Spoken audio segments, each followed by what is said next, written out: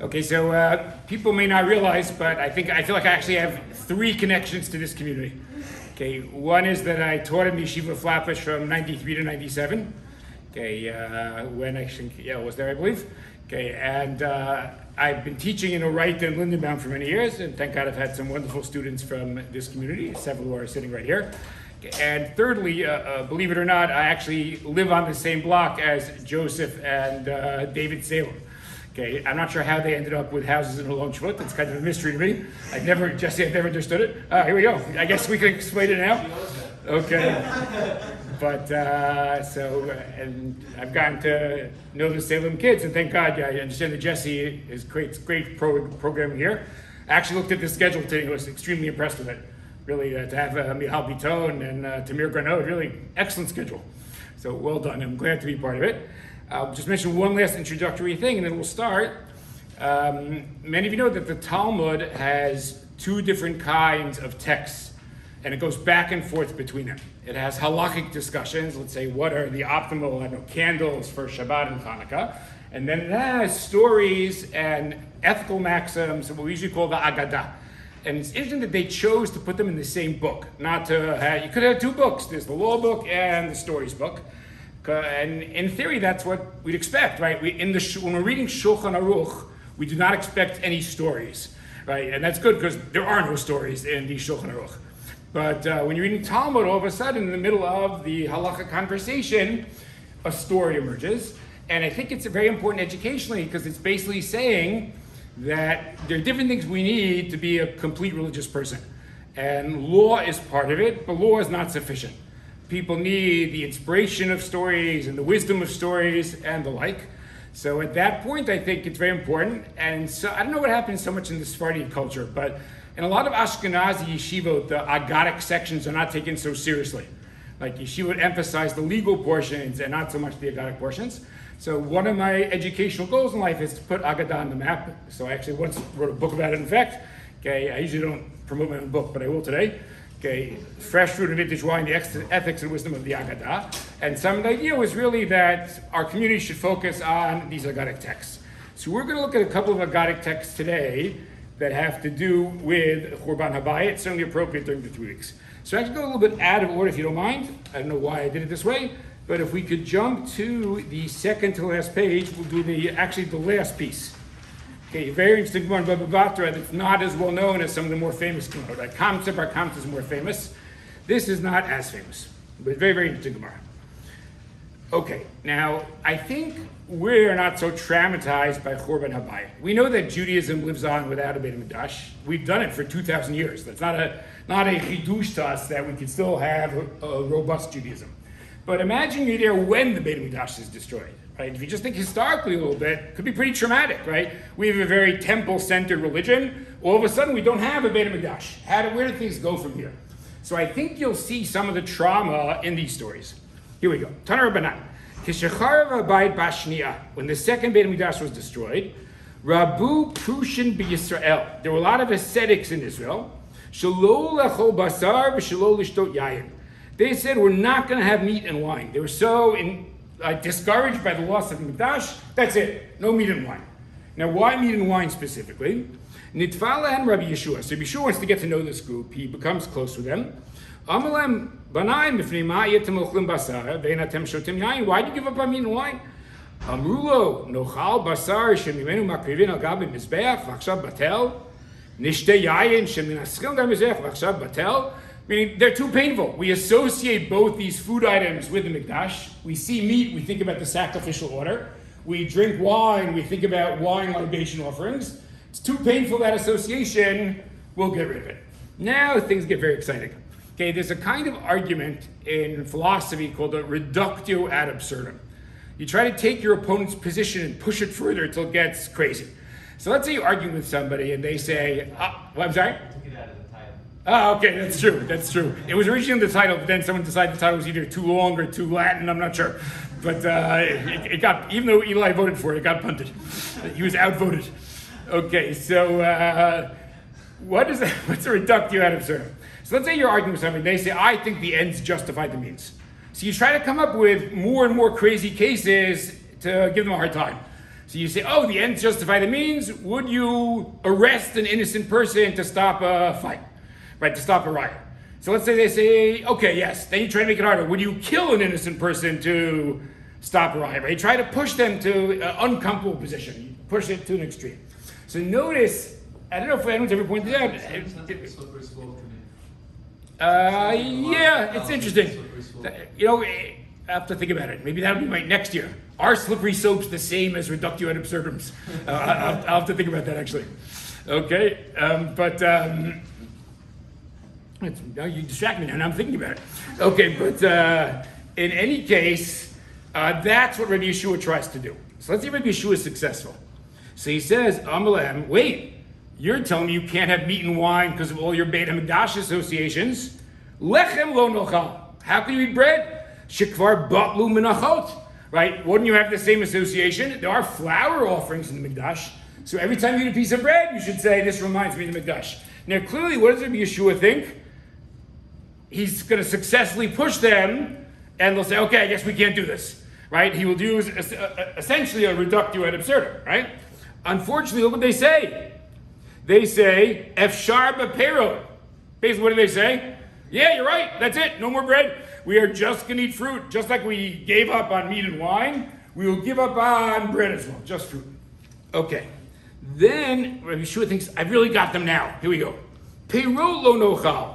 Shekvar bitlu bikurim. Wait, fruit should be a bad association too, right? There are the first fruits that you bring to the Mikdash. So every time you bite into a fruit, you should have that association. Now Rabbi Yeshua's got them, right? It's all over. Nope. Efshar b'perot achirim. Oh, bikurim doesn't cover all the fruit in the world. All right, so bikurim fruit we won't have. We'll have other kinds of fruit, and we're still good.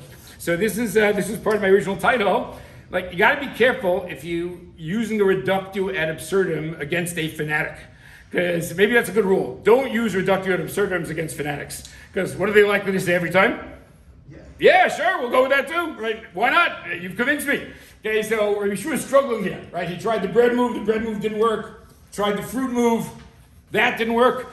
But maybe in this Gemara, maybe even a fanatic, you could eventually get the person. Because look what he says now. Mayim lo nishteh, shekvar bitel nisach hamayim. He says, 1 second.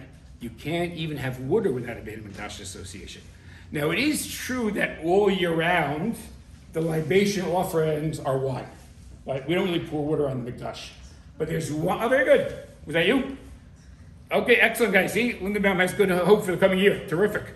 Okay, but I didn't even have a chance to ask the question. You already know it, right? But specifically Sukkot, we have Nisuch Hamayim. It's very interesting. Right? Obviously, you're entering the winter season in Israel, and water themes are very important, right? Depend on rain.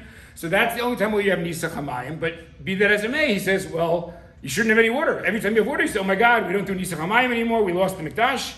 Okay, now notice they're quiet. So here, the reductio ad absurdum finally, it took a long time, but it finally worked. Right? At this point, they say, we can't respond to that. Like, I guess they know they couldn't live without water.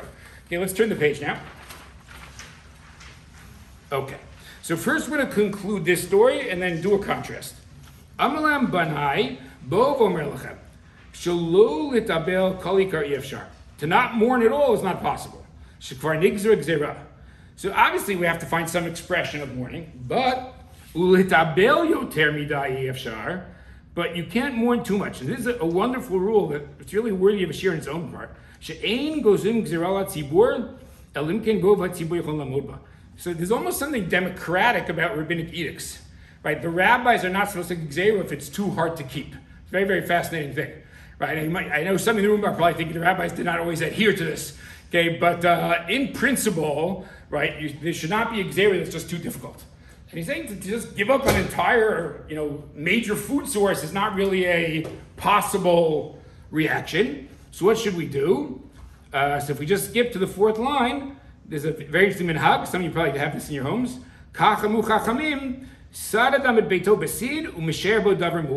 Right, sometimes you enter a Jewish home and you notice that there's like one square that's not fully plastered. Right, you've all seen that? So that is this minhag. Right, it's, there's something missing because there's no Beit HaMikdash. We're not going to give up on meat or wine or bread or fruit, but every home will have a remnant, some symbol reminding us of the Mikdash. Okay, so this is story one. That's Rabbi Yeshua. Okay, let us now go to the next paragraph. And now it's going to start out similar, but I think there's going to be a big deviation. Tanya, Amar Yishmael ben Elisha, Miyom Shachar ben Mikdash, when the day the Mikdash, since the Mikdash has been destroyed, Dinu shenigzor al atzmeinu, shelo lecha basar v'lo shtot yain. Same thing, just like the people from the previous story. They want to give up on meat and wine. Ela ein gozum gzira tzibur el kenvov tzibur cholamodba. Right, the same rule. No, but it's too hard. We can't make zerot that are too hard. Next. But now I think we have a new theme. Miyom shepashta malchut harisha shegozer on zerot v'kashot u'mevatel min Torah mitzvot. Right, the empire is making it hard to fulfill halacha. Ve'im manechano to likanes l'shvua ben v'im l'shvua ben. I'm going to gloss over that. But now look what they say. The first line was dinu shenigzal atzmeinu lo lechol basar. Look what they say now. Much more radical. Dinu shenigzal atzmeinu shelo lisa isha ulo lid banim. That is much more radical. We feel like maybe we shouldn't have children at this point in time. Nim sezar shel mavinu kalam elav, and obviously that would be the end of the Jewish people. Now this is really a remarkable last line. In some ways I find it troubling. Alahanach lam Yisrael, leave the Jewish people be. Mutav shiu shogegin v'al mizidin. Let them violate it without knowing as opposed to violating something known. It's almost like don't publicize that we should stop having kids because they're not going to. And let them violate this just b'shogeg. And that's very, very difficult. I'm actually not going to discuss it. But I want to discuss the impulse at work here. We had two impulses in terms of response to the HaHurban. Impulse one was, give up something like meat and wine. Impulse two was, don't have children. Okay, would you say that's just a quantitative split or it's qualitative? Like it's a different statement. Like what statement are you making in each one? Does anyone see like a qualitative distinction? I think it's, you could say just more or less. One is more dramatic.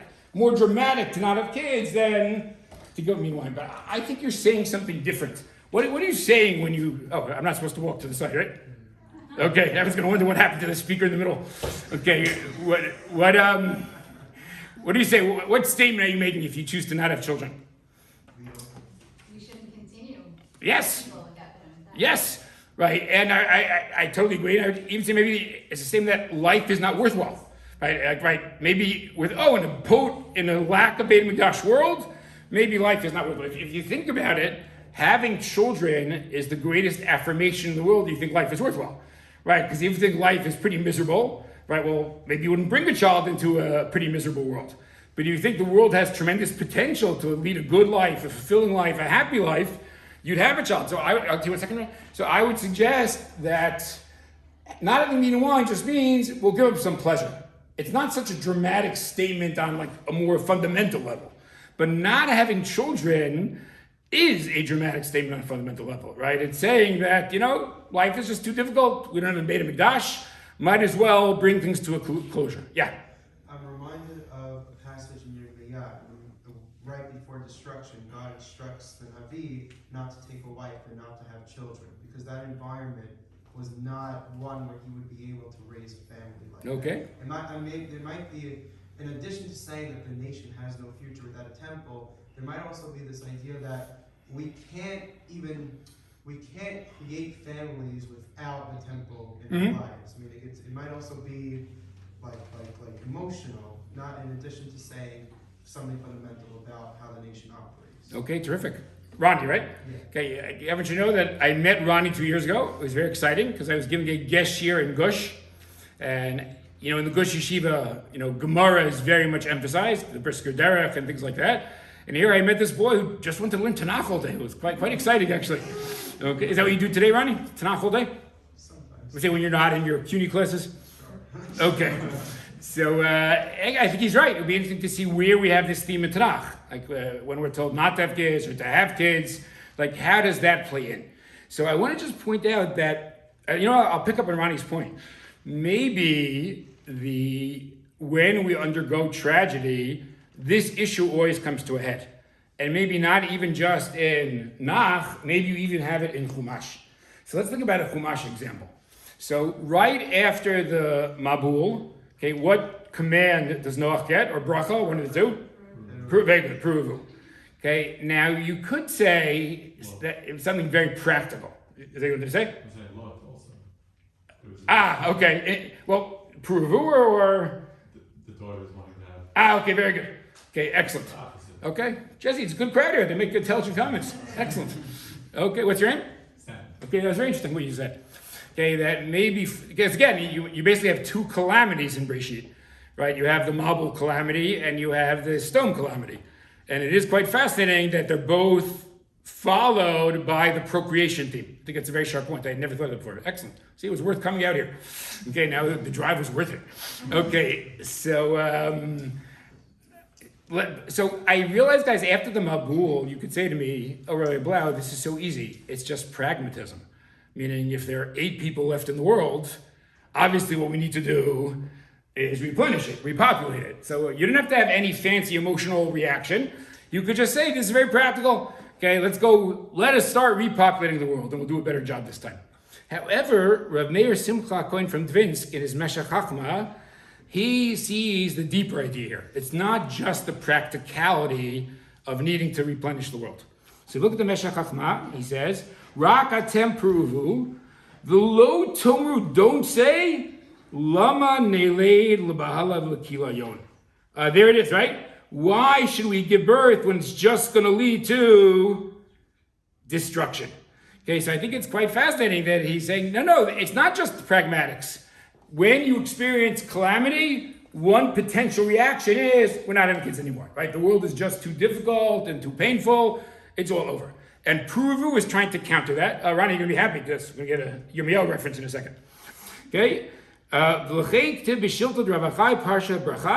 The mitzvah likach nashim l'olad banim mikra de Yirmiyahu. So this is really fascinating. I totally forgot about this till I was looking over for this year. Now, I think it's kind of a funny pasuk to quote, right? Oh, you want a pasuk that says you're supposed to have kids? I think Puruvu does the job quite well. But yet this Sefer from the Gonim specifically quotes Yirmiyahu, right? This pasuk in Yirmiyahu, Chulam Nashim l'olad banim. Ronnie, you remember the context there? I actually don't. Okay, there you go. I should have known. We'll find out the context in a minute. Okay, so says the Meshech Chachma, Kavanato, the af be'ei tagzeira v'hagalut mitzvah l'frod v'lerbon. Kumo Yirmiyash tziva l'bnei hagolah b'Bavel. So it's very fascinating. It says, no, the Gaon purposely picked that verse because that verse is about a difficult time, right? That's the key, right? We don't only know there's a mitzvah to procreate. We know there's a special mitzvah to procreate when there's a struggle. So Yirmiyahu is with the Babylonian exile, and that's why him saying "Chulchem Nashim v'olidu banim" is significant. Okay, so I think this is a very powerful idea that I think for all of us, having children is kind of an affirmation of life, and particularly having children during a difficult time period. Okay, I'm sorry, I'm going to make a little Ashkenazi reference for 1 second, but everyone can fill in whatever they want. Okay, but I think for Ashkenaz, I guess to some Sephardim were affected also, Ashkenazim would tend to think of post-Holocaust for this. Right, that you experience something so terrible, you might say, that's it, I'm not bringing more Jewish children into the world.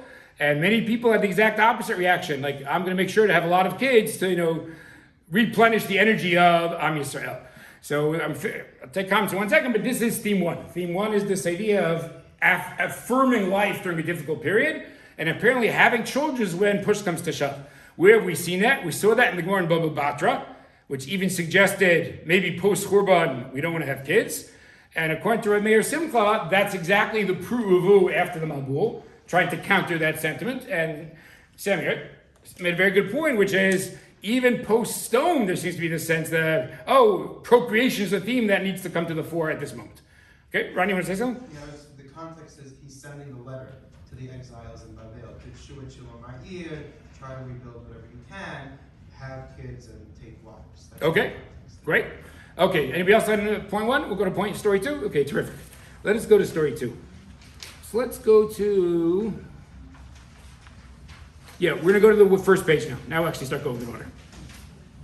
Okay, so many of you know probably that if you're looking for stories about Hurban Habayit, so there's really an extended passage in Gittin, which is more extended than most Agadot. Like from Nun Hey, let's say, through Nun Chet, Nun Tet, it is one story after another about Hurban Habayit. The most famous one is the Kamsa Bar Kamsa one. But you might recall also that Rabbi Yochanan ben Zakkai has to be snuck out of the besieged city of Yerushalayim to meet Vespasian. Remember that there are different Jewish groups fighting. They're like the Zealots who want to fight to the end, and others who think that they're never going to defeat the Roman Empire or they have to come to some accommodation. So remember that they pretend Rabbi Yochanan ben Zakkai is dead so they could sneak him out of the city. Ah, I see you know that too. How do you know that? I had a great Gemara teacher. Oh, who was it? Rabbi Raymond Torah. That is a good reason to know it. Okay, you had him in 9th and 10th, right? Yeah. Okay, who'd you have in 11th and 12th? I had Rabbi Prague and then I didn't have Gemara. Okay, wow, what a lineup. Okay. pretty So you guys go to the Yeshiva Flatbush. You could have Rabbi Harari and Rabbi Prague. Okay, actually only if you're a female honors Gemara student. Okay, but in any case, so they sneak him out, pretending he's dead, and he goes to talk to Vespasian. Now, I'm going to do the story, but some of you know the end. Remember, Vespasian is very impressed with him and says, you can make a request of me. Okay, who remembers? What does he request? It's actually 3 items. Okay, very good. Yavin and the sages. It sounds like, oh, if we have the sages, Judaism will go on. What else? That's the most famous of the 3. Healing one of the... Oh, very good. Very good. Okay, remember there was a fellow named Rabbi Tzadok who fasted, and the Romans somehow had the medical know-how to get him back to normal, right? So also to cure Rabbi Tzadok, which is kind of interesting because it seems like a very minor thing, at least the individual thing. And the third, we got 2 out of 3, that's pretty good. The third is the royal house of the Gamliels, right? The Nasiim of Amish. That's what's necessary. Now, of course, what's fascinating is that he gets criticized. Okay, life is complicated, guys, especially if you're a leader. Why does he get criticized? Why didn't he ask for the whole shebang? Like, wait, Vespasian, I know things have been tough, but maybe you could let us go this time and keep the Beit Mikdash. So, even though I want to do the first part of the story, I want to look at that second part because I think it's important, especially given the difficult decisions we have today. Okay, so if we could look, you see where there's an ellipsis, like 4 dots, like 9 lines down? You're right after that? So, Amarle, so Vespasian says, Mezel Azilna, I'm going now, because I was called back. By the way, we know this from other historical sources also. In the middle of the siege, he was called back to Rome to become the emperor. So he says, Ron, you study history too? Yeah, what do you like, Josephus? Sure. Have you read the Jewish work? Ways of the Jews. Okay, excellent. Okay. Well, I see they're knowledgeable not just about Gemara here. Okay, so Mezel said, I'm going. The Inish Achrina Mishadarna. I'll send somebody else. But you can make a request now before I go. Amarle Tainli Yavne V'chacham, as you guys said. V'shoshilta de Rabbi Gamliel. There it is, the Gamliel chain, right, the line of the Nisiim. And as was said, Vasuta de Messiah Rabbi Tzadok. And a medicine that will cure Rabbi Tzadok. Here we go. Now, poor Rabbi Yochanan Zakkai. Kari Aler Yosef Yitem Rabbi Kiva. That's also interesting. Who was the critic? Was Rabbi Yosef the critic or was Rabbi Kiva the critic? Meshiv Chachamim Achor V'datam Yisachel. So they quote a pasuk in Yeshayahu about somehow the sage's wisdom is confounded, is messed up. Meaning it's an example of a wise person making the wrong call. In what way did a wise person make the wrong call? He should have said, let us be this one time. Right, so he has his critics, poor Rabbi Zakkai. He makes this heroic move, and either Rabbi Yosef or Rabbi Kiva says, oh, big mistake. Right, your wisdom was confounded, you should have asked for everything, for the Mikdash. Okay, but who Savar, and the Gemara gives his voice, right, obviously the danger is, if you ask for too much, you might end up with nothing. So Rabbi Yochanan Zakkai was really in a terrible bind. Okay, now it's something I think really very interesting. Okay, there's another Gemara Rabbi Yochanan Zakkai that the Gemara never connects the two, but it is incredibly tempting to connect. Okay, so let's look at the Gemara in Brachot now. Okay, some of you may know this Gemara also, they're both pretty well known. Keshachala Rabbi Yochanan Zakkai, when he was sick, Niknasu Talmidav Levakro. His students came to visit him. Now apparently he's not just sick, he's kind of on his deathbed. Hitzchil, Kivin Shira'otam, when he sees them, Hitzchil Livkot, he starts to cry. Amrulo, they Talmidav, so his students say, Ner Yisrael, Amud Yemini, Patish Chazak, you're the best, the strong hammer. Mifnei ma tabochel. Why would a Rabbi Yochanan Zakkai be crying? Amalem, so he says, I'm going to skip a little bit, just because it's a lot of text. Would I be going before a human king with all his limitations? I'd be really nervous. Now that I'm going before the divine king who doesn't have any of those limitations, of course I should be nervous. Okay, so now, let's look at the last line. Many people have been curious about this. I've got 2 paths before me. Achat shel Gan Eden, v'achat shel Gehenom. One is, a good place, one is not a good place. The Eini Yodea Be'ezem Ulichimoti, and I don't know where I'm going to end up. The Lo Evkeh, will I not cry? Now, many people have wondered, wait, we're talking about Rabbi Yochanan ben Zakkai, right? Presumably, he knew that he was a pretty good fellow, right? Why is he sitting there in this conundrum? Who knows where I'm going to end up? Maybe I'll end up in Gehenna.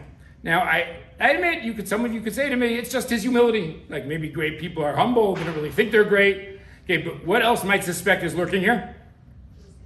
Yeah. Couldn't you say that he spends his lifetime wondering if he made the right decision or not?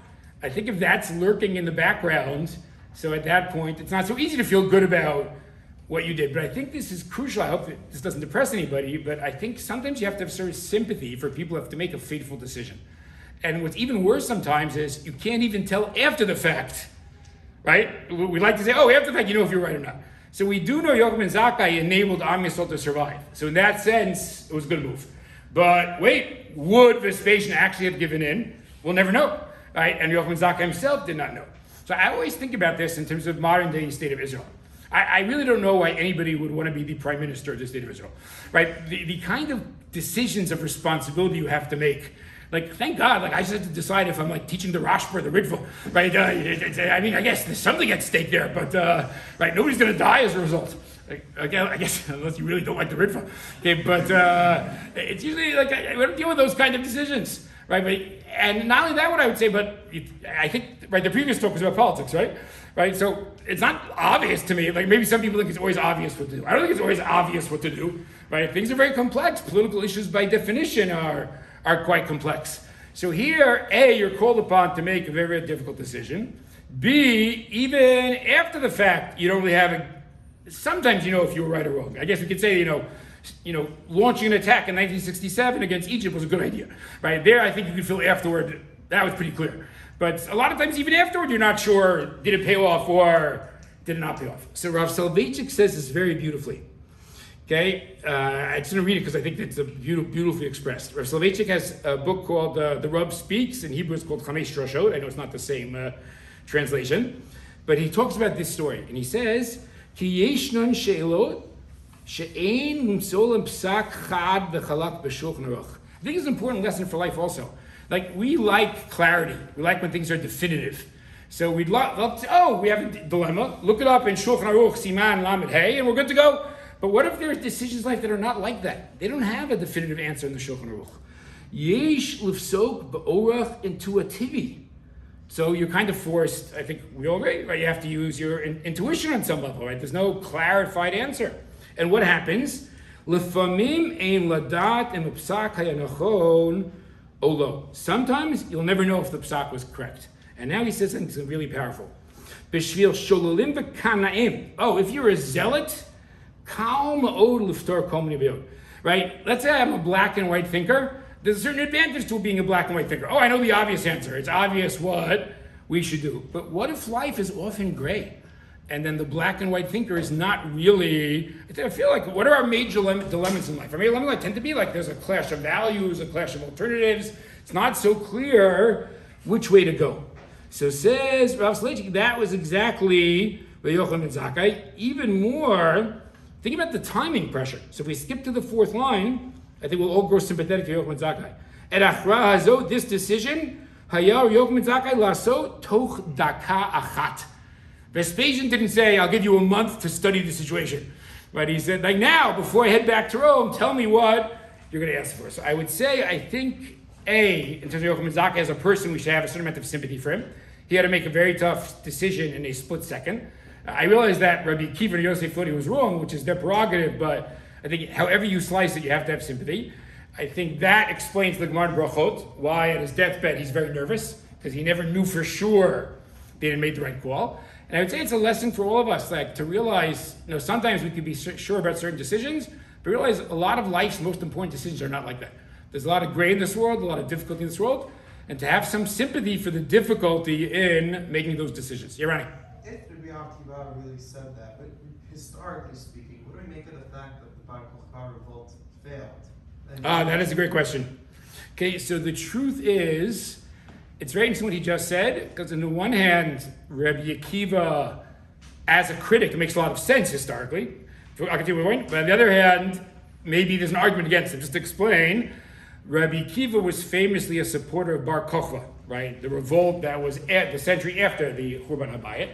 And you might say it's the same ideology.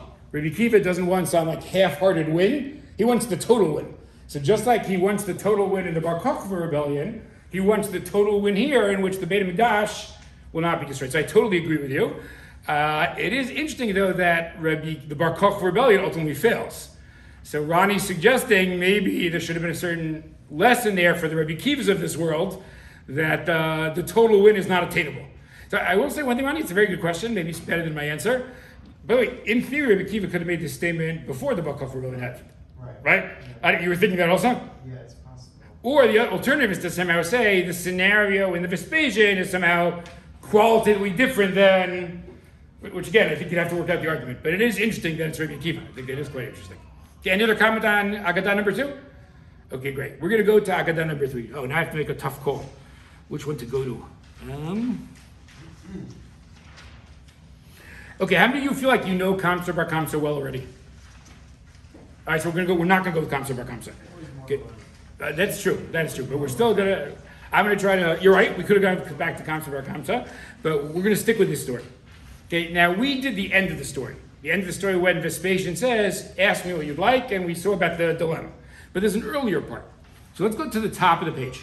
Okay, the first time that Yochanan Zakkai gets there and encounters Vespasian. Kimata lahatam, when he arrives there, Amar Shlom Alecha Malka.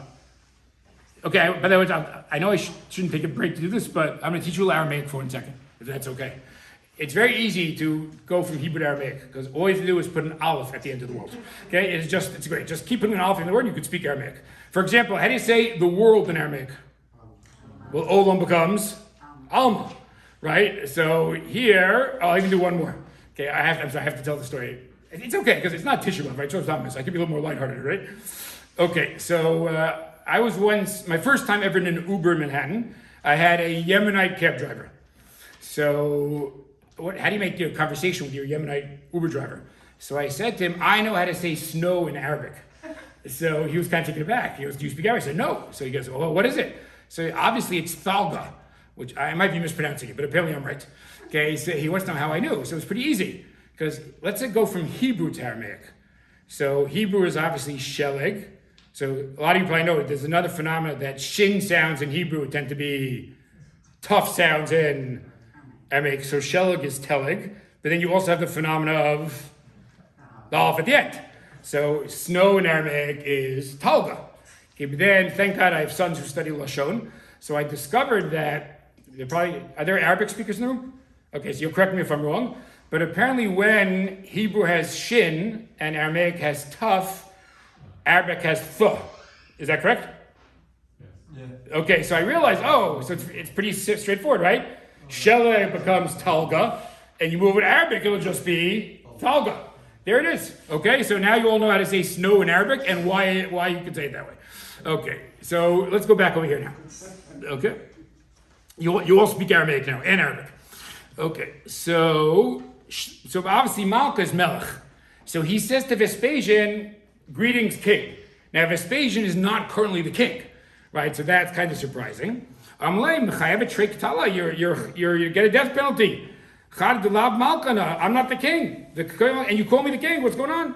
The two, and if I really am the king, how come you didn't come till now? So Vespasian's got a double critique. Okay. Amalei de kamarta lab malka. Now I'll answer both your critiques. I'm going to do a little bit not in the text because I'm running out of time. So he says, first of all, I have some tradition. The only person who's going to successfully destroy the Mikdash is a king. So it must be that you're royalty. Like, even though right now you're not the emperor of Rome, it's on the way. That's his first point. And then he says, why didn't I come? Because the Biryonim, right, the zealots wouldn't let me out. Okay, now Vespasian uses a little bit of an odd mashal. But he says, if anyone wants to see this inside, I am on line number 5. If you had a barrel of honey with some kind of dragon or snake wrapped around it, i.e., that's you, right? You're inside, but the zealots are preventing you. Wouldn't you break the barrel just to get rid of the darkon, to get rid of the snake? Okay, and if you think about it, it is not exactly the greatest argument, because obviously, what's he saying? You should have done anything radical you could to get out, to escape the surrounding snake. But obviously, what's the problem in the mashal? Well, if you break the barrel, you lose the contents of the barrel. So it's not a great solution, right? Surely you should try to get rid of the darkon and save the chadif. Now, Rabbi Yochanan ben Zakkai does not respond. So notice what happens. Something fascinating happens. Guess who's critical once again? Karele Rav Yosef b'tem Rabbi Akiva. So this is quite fascinating. The same two scholars who criticize him for not asking for the Mikdash, they also criticize him for not giving the obvious answer. Like, why did you... It wasn't such a difficult mashal to counter. So it would be better to get some kind of tongs and remove the darkon, and then you still preserve the barrel. So why didn't he answer that? Okay, so now we'll close with, I think, a very powerful idea which is relevant to all our lives. Okay, so there was a Chacham in Baghdad known as the Ben Ish Chai. Okay, he is pretty well known, but what is not as well known is that he also cared greatly about the Agadot sections of Gemara. So Ben Ish Chai is his halachic commitment, and his Agadot work is called Ben Yoyada. So when you're studying Agadot, there's certain classic commentaries. He is up there on the list. The Ben Yoyada is the Ben Ish Chai on Agadot. So he's something very powerful. Now here, you're right. By the way, I've taught this Gemara many times. Something just occurred to me that never occurred to me before, which is the Gemara gives an answer to Rabbi Yochanan ben Zakkai in the second debate. Right? It says, what was he thinking? If I ask for everything, I'll get nothing. It doesn't give an answer to Rabbi Yochanan ben Zakkai in the first debate. Right? In the first debate, they say, why didn't you give an easy answer to that mashal? And it doesn't say what he would say. So what would you guys say if you wanted to be the advocate of Rabbi Yochanan ben Zakkai? If it's pretty obvious how to counter this parable, right? You don't want to lose the barrel. Why didn't he just do that? Okay, was he just silly, like he couldn't think of the answer to the mashal, or do you think something else might have been going on? Anyone with a suggestion? Okay, so let's look at the Ben Yehuda. Okay, this is the last source we're going to do today. V'ha dekaryola Rav Yosef hine bevadai lo nelma tshuva zu min Rabbi Yochanan ben Zakkai.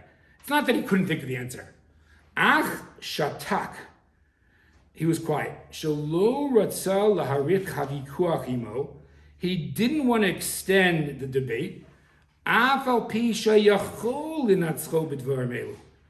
he could have been victorious.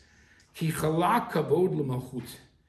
was giving honor to the kingship. But I think something else is going on. I think this is what he means.